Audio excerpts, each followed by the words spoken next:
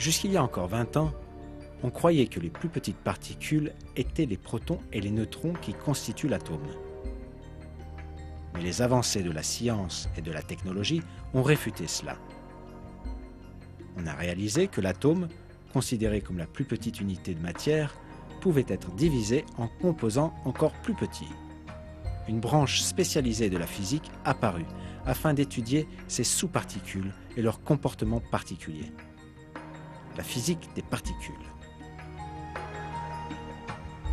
Les recherches de la physique des particules ont révélé que les protons et les neutrons qui composent les atomes sont en fait composés de sous-particules appelées quarks. Ce fait n'est apparu qu'au cours du dernier siècle, mais il fut révélé dans le Coran.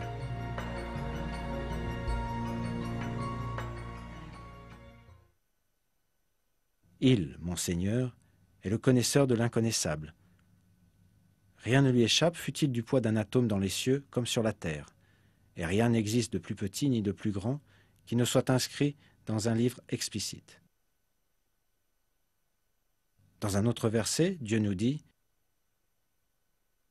« Il n'échappe à ton Seigneur ni le poids d'un atome sur terre ou dans le ciel, ni un poids plus petit ou plus grand qui ne soit déjà inscrit dans un livre évident. »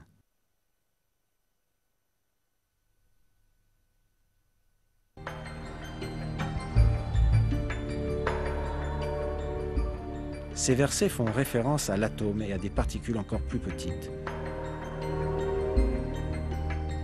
Le fait qu'il existe même des sous-unités plus petites a été communiqué à l'humanité dans le Coran il y a 14 siècles.